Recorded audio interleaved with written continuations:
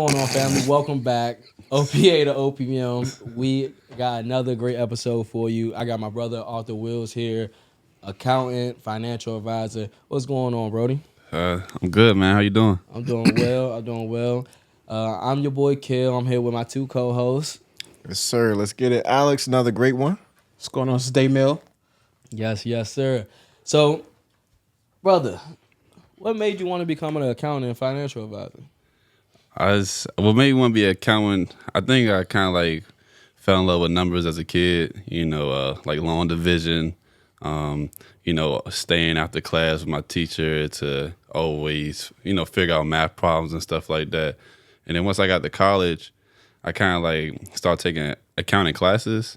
And then from there, it was like, wow, like I didn't even know this was a thing. I didn't know anybody even had accountants. I didn't know accounting was a job, for one. So I started getting into it, and I understand that accountants are like the backbones of every business.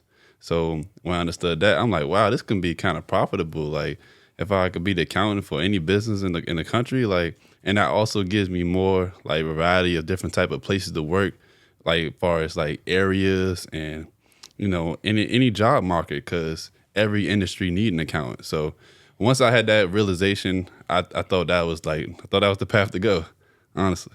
So, why become an accountant? Why start a business as an accountant? Now, why not go work for another company or industry? Well, I say that you need to first learn. So you should start off working under like a CPA firm, or like you should like work under as like maybe a account assistant, or maybe like a clerk. Like you need to get your foot kind of wet type of thing. So I would say it's always good to kind of like start in like the job market, like the 9-to-5 jobs and stuff like that, because you gotta get the experience. You need to learn how to talk to people. You need to learn how to deal with different situations that you can't get from a book. Like I'm talking about real life situations. So that's why I say you should start off in the workforce and then kind of like venture off, because again, being an accountant ain't easy. Like you need to have the time to work on people projects as well as your personal life. So I say that you need to do both. It's not rather do one or the other. You need to first start off in the regular job market and then try to do your own thing, because starting off doing your own thing first, for one, it's not that profitable because no one's gonna trust you. No one's gonna trust you to handle their finances. No one's gonna trust you to do their bookkeeping if you never done it for anyone else. So I think the experience is like the biggest thing. And once you have the experience, then you can move on and start your own practice. So real quick, just for context, because when most people hear accountant, bookkeeper, CPA, CFP, any of these things, they either get nervous, timid, or bored. Why should someone care about an accountant, or why should someone care about these things? Because it's like, all right, I make X amount of dollars. As long as I don't overspend that, I should be good. It's called the letterman. What's that? The letter guys. They they got 3 letters. The alphabet boys. Yeah, the alphabet boys. I call it the letter guys. It's just kind of like for people to understand. But yeah, the alphabet boys. That's why. Mm-hmm. Once you understand what those alphabet boys do, you'll start realizing how important accounting is. And when you say alphabet boys, you mean the IRS? Oh, absolutely. Okay. absolutely. Once you them 3-letter agencies. Yeah. Once you learn about those guys, you'll start understanding the value in your accountant. Okay. And I say that you understand the value of accountant because of taxes. Right. Like once you understand like that you have to pay taxes on your income, then you understand that you can't just be making all this money and you just making all this money. You gotta understand that you have to pay your tax to the land. You know what I'm saying? We don't own anything here, so if you want to make money here, you gotta pay tax here. So if you want to understand your taxes, you probably want to hire an accountant. And that's basically just, managing your books, managing how much money you're making, so you're taking out enough for taxes. Mm-hmm. And also if you have like employees, because then you have like your payroll taxes and like your FICA taxes, which is, your Medicare and Social Security, like those type of things. And I bring that up because everyone wants to have employees. Everyone wants to have this big giant business. But understand that if you ain't just working with contractors and you want to actually have employees and have certain type of like benefits for your employees, like unemployment, you know what I mean? People want to just like have contractors understand, like, once you fire that guy has to go out here and figure out on his own. If you hire someone as a W-2, now they have unemployment insurance. Stuff like that is actually looking out for your employees. So that's the value in your accounting, because I look out for your people. Well, my fault to cut you off, but accounting's expensive. Why not just go to HR Block? You go to H&R Block, but then you're not getting that one-on-one. You're not getting that personal relationship. H&R Block, you can go there and get one service. You kind of meet. We're together for a lifetime. You understand? So you really got to see the value in the person that doing your books. Because H&R Block has 300,000 people that's probably going to them on a daily basis. Kudos to them. But me, I'm local. I don't have 3,000 people. I can manage you. I can manage the people that's coming to me. H&R Block may not make you a priority. You'll be a priority to me. And you'll be a priority to anyone that's an accountant. So don't ever shy away from going to the local smaller guys, because they probably have more time to put into your business. I got a quick question, because Alex asked a quick question about people who are nervous about accountants. But he said they for things like CPAs, bookkeepers, tax CFP. accountants, CFPs, and things like that. A lot of people who are new to entrepreneurship don't know the difference between any of these things. Like, I'm be honest with you, I'll be forthright. Like, I struggle with what are the difference between these positions? Oh, yeah. Absolutely. For one, a CPA is licensed. A bookkeeper is probably someone who's freelancing. And what do each role does? Like, what are they responsible for? So most of the time, your CPA is responsible for your taxes. CPA is probably mostly responsible for everything under the accounting scope. So for most businesses, you have an accounting department. At the top of your accounting department is probably a CPA. Right. And then under your CPA, you probably have like junior accountants. And those junior accountants are probably dealing with like your accounts receivable. Those junior accountants are probably dealing with accounts payable. Accounts receivable is money that you're going to receive later. So say if you pay me for a service, but you say, hey man, I got to pay you next month, but I'm going to write on this statement saying I'm going to sign it saying I'm going to pay you next month. Now in my books, I have accounts receivable for this payment. So you have, junior accountants working on stuff like that. So Klarna. So like Klarna is like, all right, I'm gonna get the money to you a little bit later. Like pay now, pay later kind of thing. Yeah, so that would fall under accounts receivable. Okay. So there's actually net 30s and net 60s. Net 30, net 60, net exactly. 90. So those will all follow under accounts receivable. And then on the back end of that, for the person that's paying, which is you that's paying me, Right. that's be accounts payable. So there's a department called accounts payable that's going to pretty much make sure that everything that you're saying that you're supposed to pay, all the contracts that's supposed to be paid, all the servicemen that's supposed to be paid, they're making sure that those payments are being paid. They don't go over 30 days. They don't go over 60 days. There's a department for that. So when you say what are the differences between the roles, those are different roles. You have accounts receivable roles, you have accounts payable roles, you have people that only work on taxes. So then when you talk about bookkeeping is a little separate. Bookkeeper is something that you deal with on a month-to-month basis. And this month-to-month basis is consistent of like, your profit and losses. Okay. And your profit and losses can be a statement, so this is essentially your revenue from all your services and all your income, minus your expenses, Right. and then you have your net income. Yeah. And that's mainly what bookkeepers work on. So, and as well as like, reconciling your bank statements, things like that. So there actually is plenty of roles under the accounting field, whether it's payroll, so it can get pretty vast. Okay. And it's actually dealing with everything you have to do. Even on the marketing team, you might need an accountant just for the marketing team. You might need an accountant just for like the brand ambassadors. Like there should be accountant involved in every process of your business. Let's say somebody's getting into business tomorrow, and they get QuickBooks set up because that's just what they see. They're just like, oh, QuickBooks, all right, cool, and they don't have the most amount of money coming in. Is it necessary for that person to have to worry about a thing like an accountant and a bookkeeper? Or is it something where it's just like, I get to it when I start making money? It's definitely important to think about it when you first start your business. Absolutely. Like, because again, taxes. If you plan on making money, you plan on paying taxes. So you need to talk to an accountant regarding that.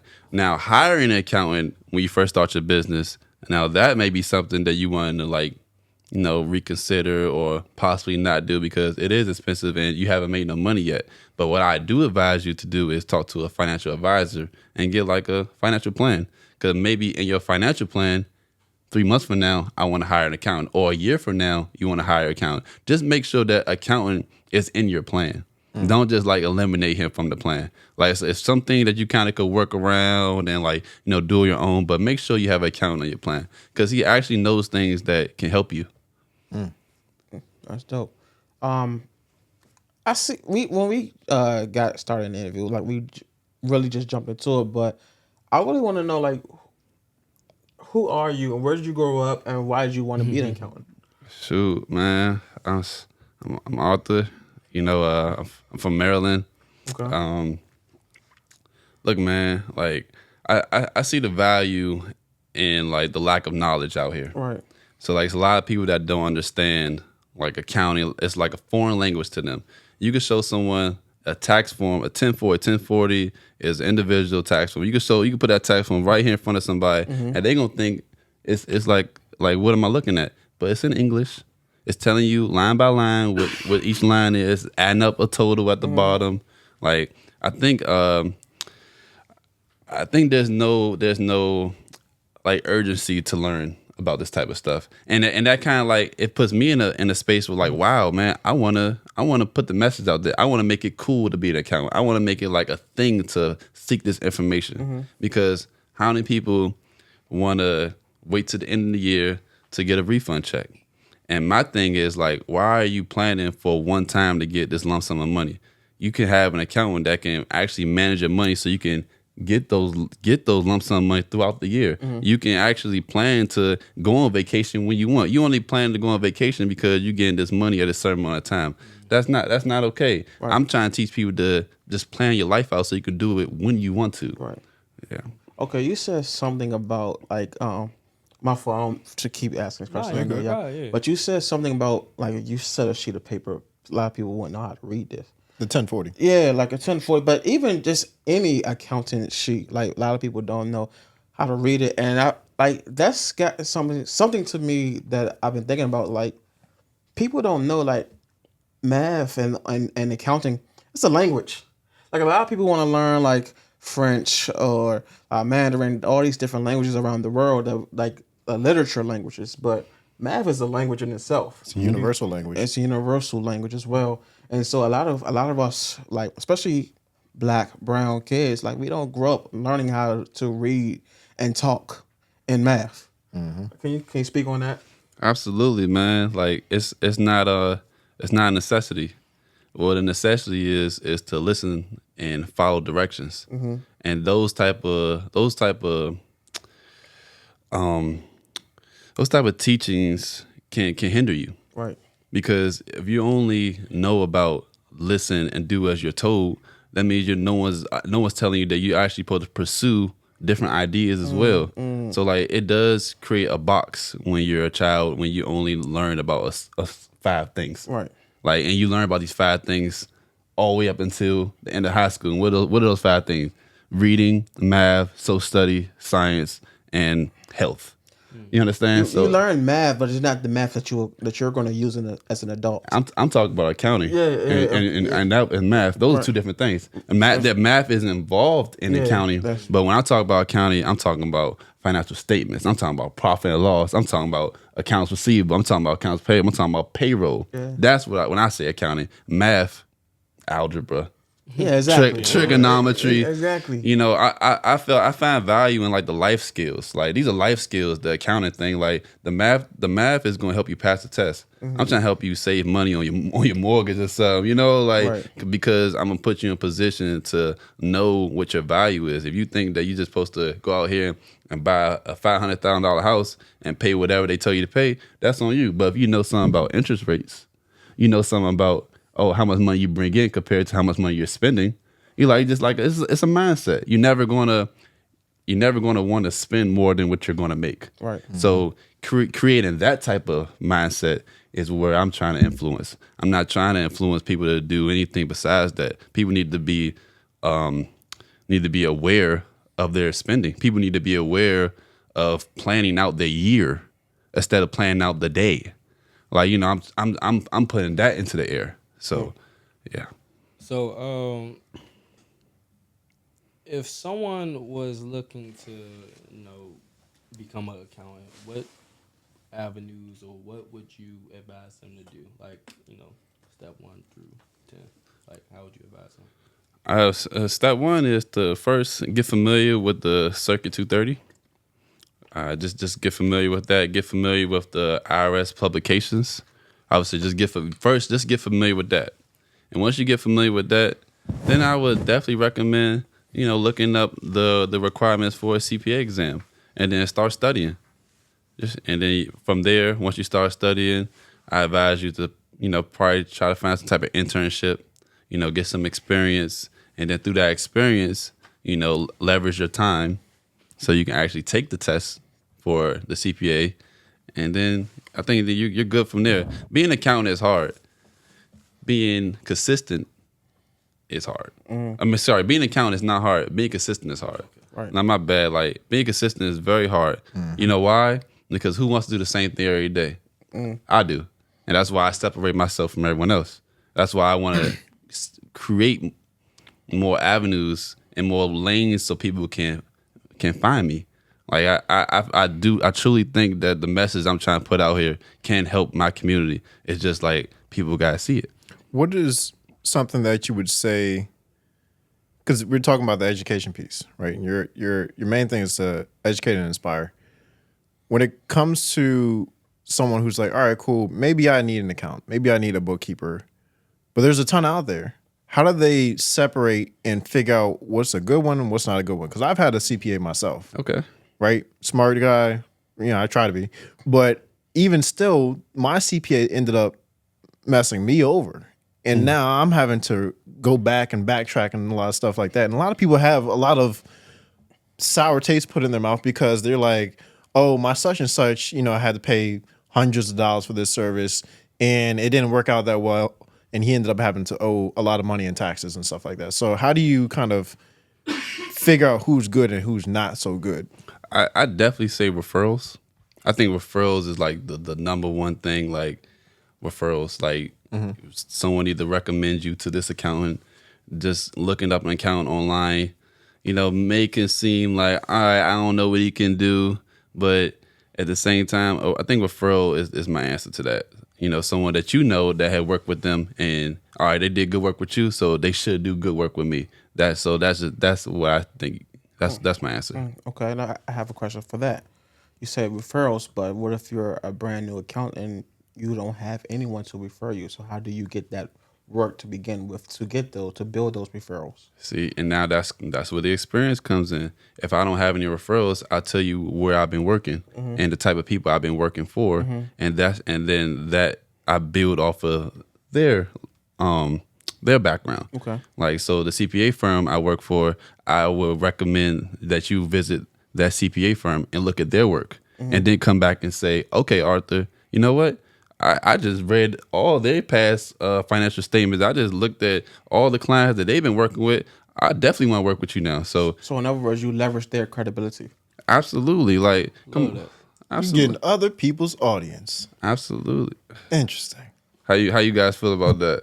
Leveraging your audience. Oh no, we love it. That's why it's called OPA to OPM. Other people's audience to other people's money. It's all about leverage, baby. Understand. Start writing my closing statement down. Yeah. But no, it's a good thing that you mentioned that, because at the end of the day, it's like you're able to leverage the company who's built their reputation for 15, 20, 30, 40 years and say, look, they obviously wouldn't hire me if they didn't deem me as credible. And now that they hired me, I have to abide by their rules. I have to abide by their policies, procedures, how they go about things, their SOPs, and the way that they go about, their thought process. And I get to extend that to you as a CPA or an accountant or anything like that. Yeah. So you're really able to magnify what it is that you're doing to then get that initial client base. But then once you get that, it's more about nurturing. So how, as an accountant, because again, most people are just like, oh, well, I pay this accountant $200, $300, $400 one time, and that's it. I don't think I should need to see them again. Is that true, or is that something that's an ongoing relationship? I do want to touch on one thing, like with the last point. You know, it's just like getting a new job. This new job essentially like a new client.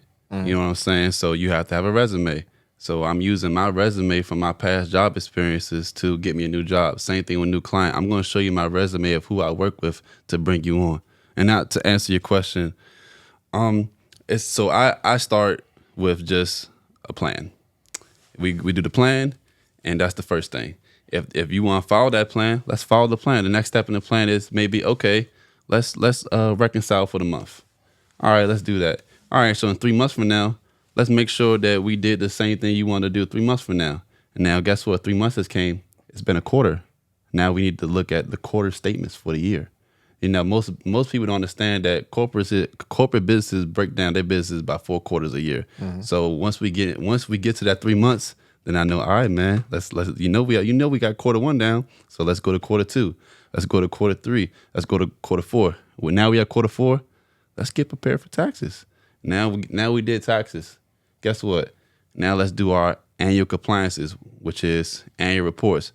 Most states you have to file an annual report of your income for the year. Now you have your annual reports. Now guess what? We have employees. Now we got to send out 1099s. Now we or send out W-2s. Now we also have to make sure that we actually are documenting the proper payroll taxes for our employees, and then submitting 940s.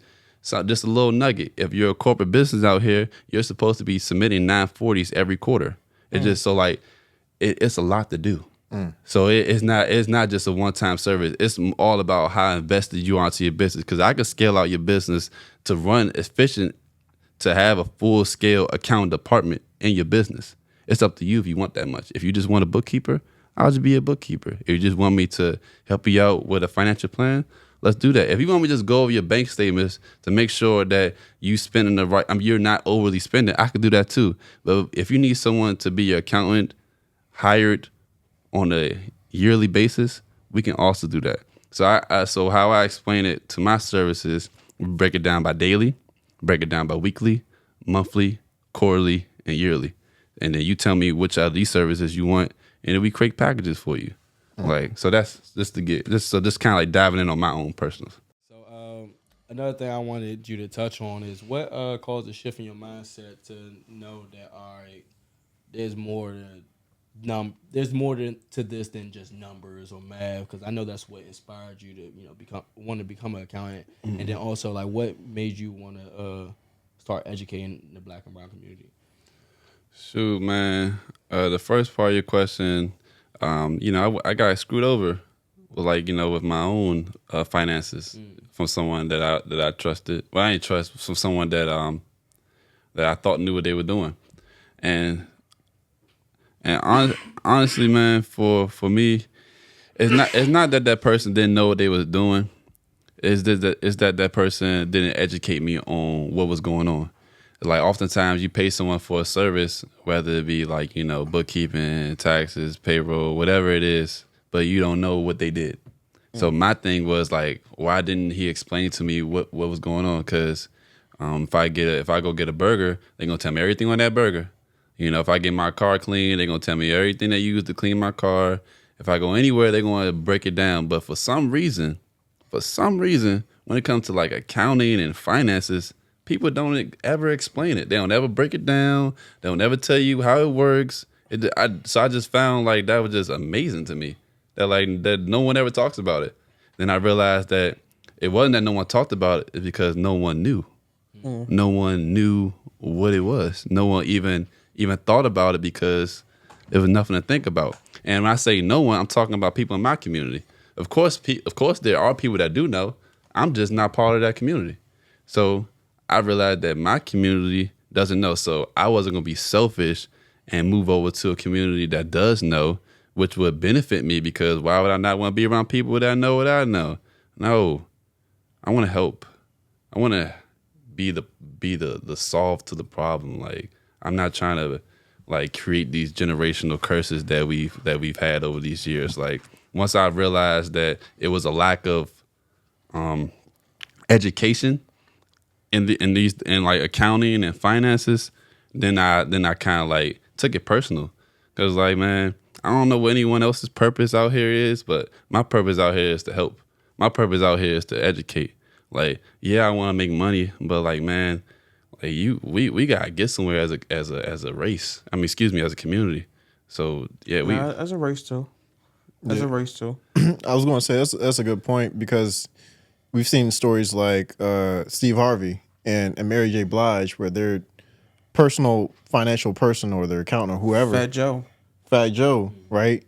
They didn't know what was going on, and because of that, they're just like, "Am I good?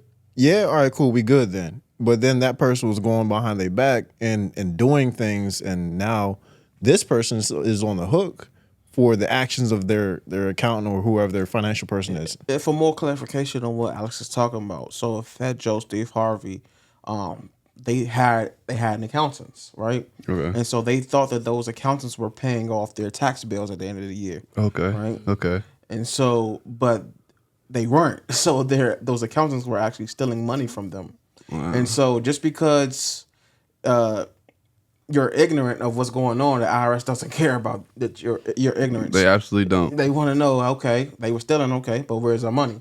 And so if you don't have a good answer for them, they're going to lock your ass up. Yeah. And that's what happened to Fat Joe. Steve Harvey, I think Steve Harvey was able, because he talked about it in InvestFest.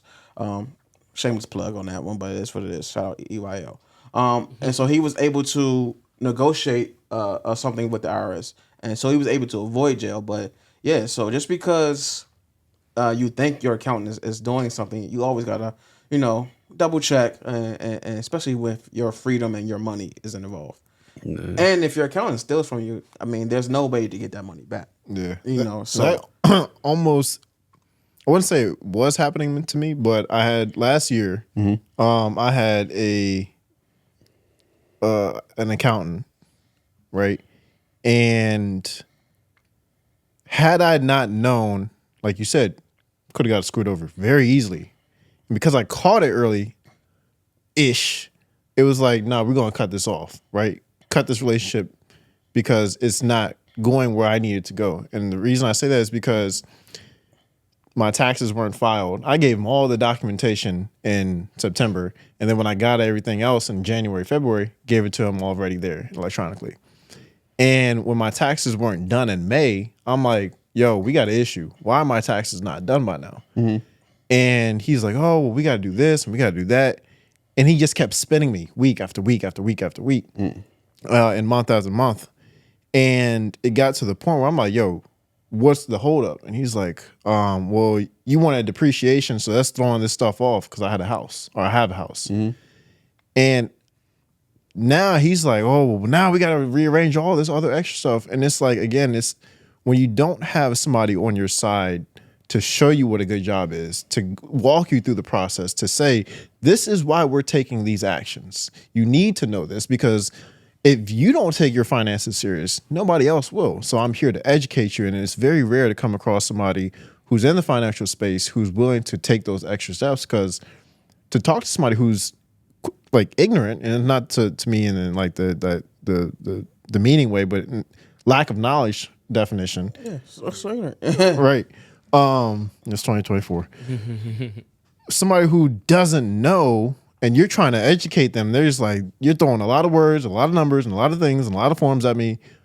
Can't you just do it? And it's like, no, you need to know this. This is your finances. This is your livelihood. This is your estate, basically. Yeah, I completely agree with you, and thank you, because it's not often that like people show appreciation for what I do, like, because again, man, people just want the job done. Like you said, they just want to pay you and get it done. Like, I it's a enjoyment I get when people ask questions, because that means you're trying to learn. Like how often do people just do?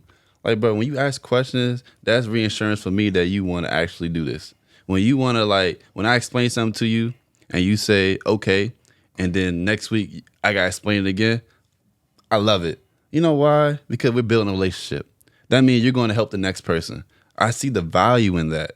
So, yeah, man, I just want to, really bring more people to my platform and help people, like like create the small routines. Like you gotta have the small routines done early. Like you gotta already be pulling your bank statements every month. You gotta already be knowing what expenses you're supposed to be spending this month. And if you got those things under wraps, that's kind of half the battle for me, at least. For someone who just get into their finances, if you're actually going back to you're going back and checking on what you've done just in the past month, you're doing good already.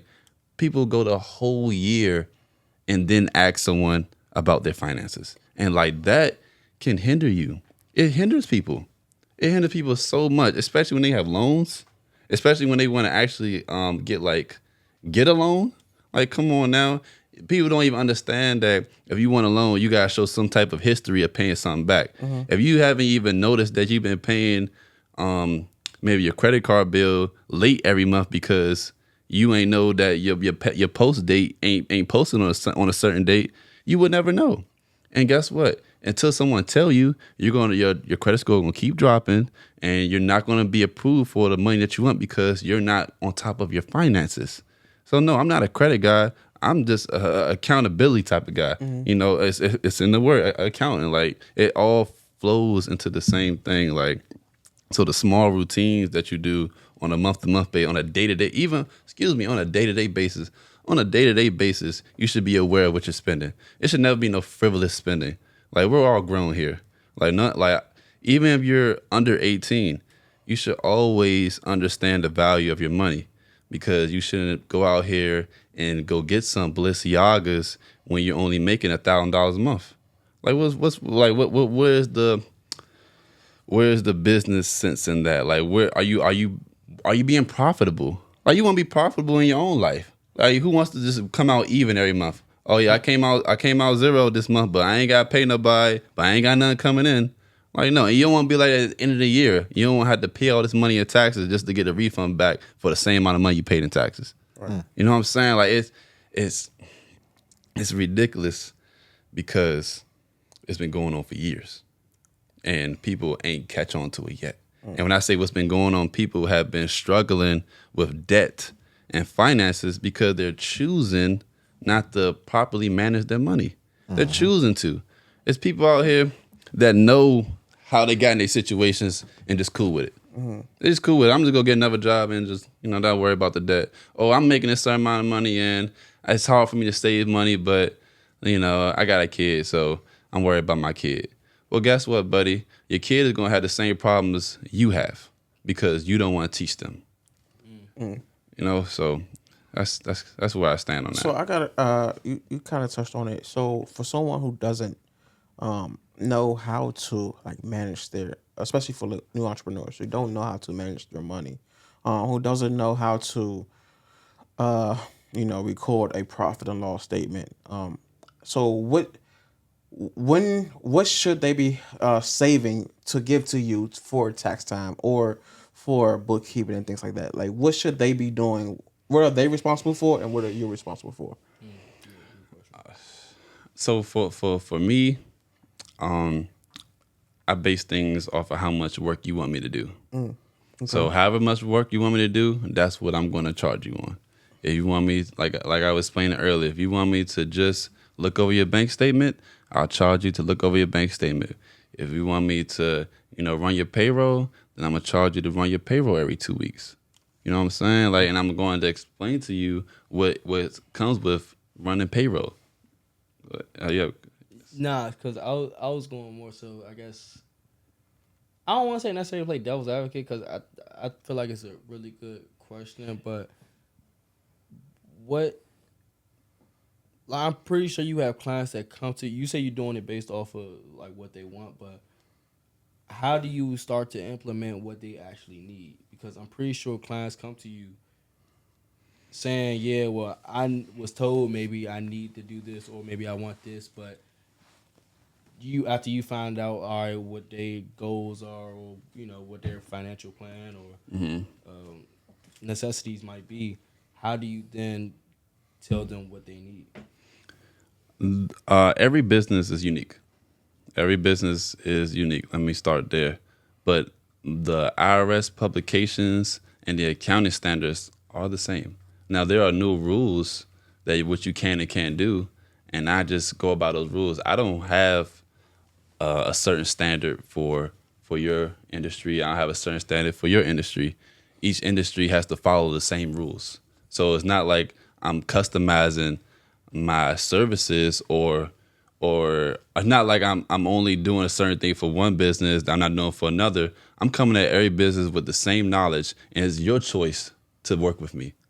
So that's what I'm saying. I'm not giving minimum anything. I'm giving you everything I got, and it's up to you to take on what you want. Because I got a lot to give, and I lay it all out. So you tell me how much you want, and we gonna go from there.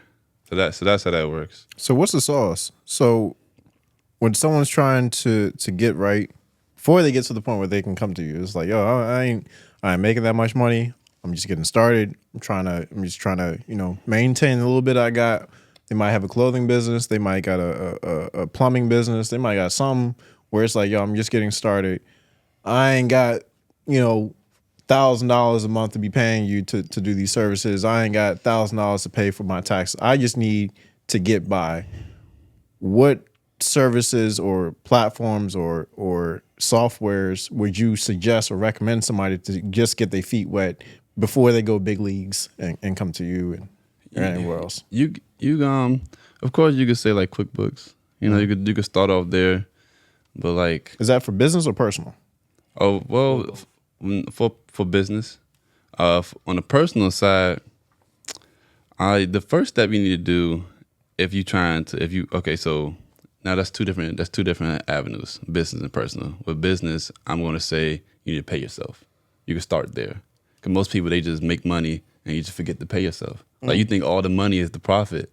No, sir. The money is your wage. Whatever your wage is, which is probably $15 to $20 an hour, pay yourself that wage and pay yourself every week or every other week. And that way, that's a good start. Start paying yourself. So that's why I would tell any business out here, if you're trying to like kind of get involved in the accounting thing, like start paying yourself. And then that will start scaling you to understand, like, dang, I got to pay myself this much. Well, I can't spend this much on supplies because I still got to pay myself. And then you're going to have that mindset of like, all right, no matter what, if I have to pay someone, that means I got to see how profitable that person is. Since you work for your business, you know how profitable you are. So you're going to pay yourself what you're worth. Now, if you bring someone on your team, you got to understand what profit do they bring onto the team. How much can you actually spend on them? Like, how much does it cost to spend on that? What's the cost efficiency to have an employee or a contractor? Like, so another advice is whenever you're thinking about bringing someone onto your team, think about how much it would cost you to have them on your team. Like, don't just look at them like, okay, they can help me with this. No, people want to get paid. Like, I don't never want to like get away from reality. Everyone want to get money. So don't have no one on your team that you can't take care of. So you understand the value in people. You got to have people skills. You got to have customer service skills. These are the things that like, keep that foundation. I think that's like a big thing for me. Like make sure you got a solid foundation, because I think once you learn enough from me, you can go off and do it on your own. And that's what I want. I'm not trying to spit no game to anyone. I want people to learn. I want you to be a better business. And what they say, spread your wings. You know what I'm saying? Like I just view things differently from most entrepreneurs. Like, it's not about $1. Like, I really want to help the community. That's dope, bro. That's dope. Y'all got anything else? No, I think that kind of satisfies a lot, where it's just, at the end of the day, people know everything it is to be successful. We all know. The information is all out there of what it is to be successful. It's up to that person or you who is watching to then take this information, like you said, start paying yourself, start documenting what you have going on, start keeping receipts, start electronically filing things so that way you're not scrambling around trying to, okay, all right, let me get this receipt, right? So you can start sending PDFs off to your accountant and stuff. Organization is big. Like, organization is big, making sure that you have everything in order. And when I say everything in order, having those receipts in order, having your, say if you have 10 contractors, you want to know everything about those contractors. You want to know their first and last name, their address, their cell phone number, emails, everything like that. You know why? Because you got to send them a 1099 at the end of the year. You don't want to just have people on your team and you don't know nothing about them. There's a reason to everything. So and when you speak on like being able to send documents by PDF, that too, man. Having like on your computer, having certain files for each client or having certain files for each services. Like you used to get well versed in documenting things on like Excel. You need to get well versed in like learning how to manage like your file explorer, things like that. Like these are the small things. And I get it. It's very small. It's foundation. A lot of people don't even have a foundation. Like a lot of people out here just working. You need to establish a foundation. You can make $100,000 a year, but guess what, bro? You don't know how to structure your business to move forward from there because you don't have no foundation. You just been working. You gotta have something that's gonna be solid. So then, guess what? We can build some equity, cause that's the next step after this. I can't even go beyond like the routine and the finances and the taxes because people got to get that first. Once we understand that, then we can get to equity. Then we can understand how we can sell our business. Like that's the next step. But we gotta keep it here. We gotta keep it here because the masses need to understand the basics first. But that is a dope subject to touch on how to scale and then sell your business. For sure. Yeah, you should do a course on that. Man, you know how many successful businessmen out here has sold their successful business to have another successful business? Exactly. That's the game. That's the real game. Well, like I don't try to get lost in that too much because I want you to actually build that Fortune 500 company. I want you to build it up to that. Like you gotta get there first, and then we can sail and and the sky's the limit from there, man. Like the sky's really the limit, man. You look at a lot of these companies, they change ownership every year. You know why? Because people want more money. Like, oh, I want to do this now. Or now I want to do this. Like, or you become partnerships in like that's like that level is where you want to be. But you can't get there unless you don't have that foundation. You can't get there unless you ain't build that business up to something that's worthy enough for someone to buy or purchase from you. Like people want to sell their business. What for what? You don't even have consistent clients. You still out here calling people on a daily basis. You know what I'm saying? You don't even have reliable employees. Why would I want your business? First of all, you can't sell your business if you don't have your bookkeeping in order. Because you can't even tell like what's the value of your business. Exactly. Your business not you. I don't even know how profitable you are. You just said you made this amount of money, but you can't tell me how much money you spent. That's crazy. People are making all this money, but you can't tell me how much money you spent. You probably spent more or close to the amount of money that you made, but you don't know that because you don't have an accountant, or you not even your accountant because you're not paying attention to your finances on a month-to-month basis. Like it's keys to all this stuff, man, and you got to unlock the door to your business so you can grow and go to the next one.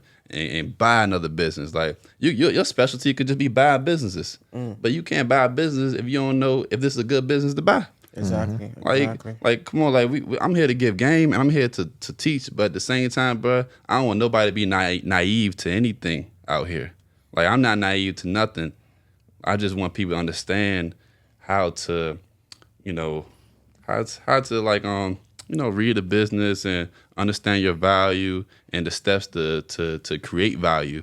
So, yeah, man. That's dope. Where can if somebody's interested in like understanding more, like getting questions and stuff like that, how can they reach out to you? Yeah, because you have a lot of gems, bro. Yeah. So you can reach me on Instagram, WGGTAX.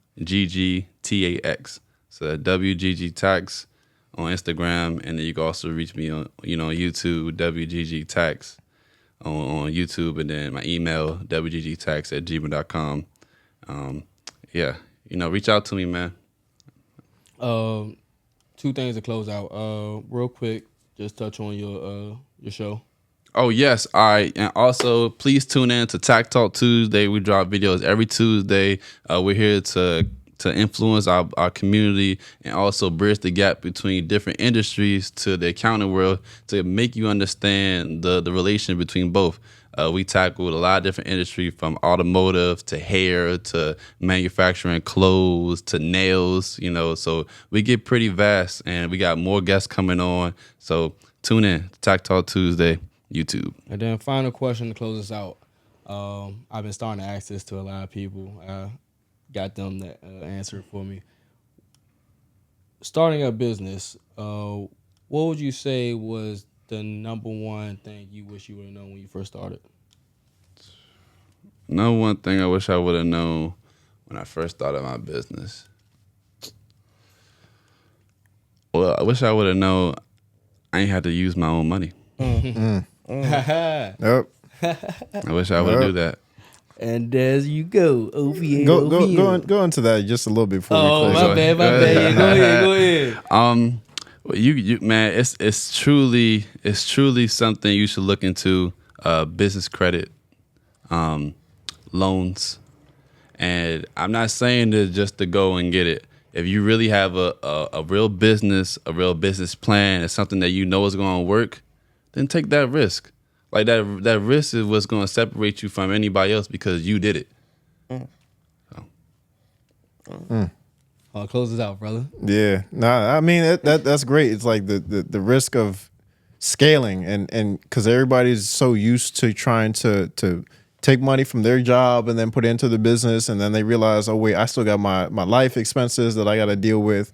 I still got to pay for this, got to pay for that, childcare, this, that, and it's tough. Right, a lot of people are struggling, and as we go deeper and deeper into this recession, a lot of people are struggling to figure out how do they branch out and grow their business in a way that it's not going to break the bank, and it's something that they can still pay back, because those loans that you take out, you do have to pay those back. And I think that it would be remiss that people don't listen to this, like don't take the advice from this episode and really realize, like, yo, you need to have the bookkeeper, because and the accountant and the financial planner and all these people, because we take our health serious, we take our life serious. You got to take your finances serious. And if you don't, what will end up happening is that you start taking all this money in, and you got all this money coming in from all these different areas, and you're not managing it, and it can get out of pocket real quick. So when you get to that point where you have your books in order, you have your accountant happy, you're able to dish out things. You're able to get to that point where if you're starting, like you said, your accounting business, you can really grow this because now you're nurturing relationships. People trust you and understand, like, wait a minute, there's more value to this than just make sure my numbers are in order. Absolutely.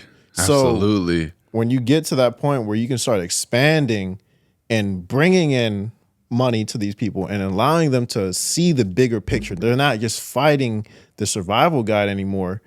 Now they're really understanding that is how you turn other people's money into other people. Other people's audience to other people's money. It was so on point. Edit that. It was so on point. I was ready. I looked. It's all good. All right, that was another great episode. Appreciate very you, dope brother. episode. Very good gems.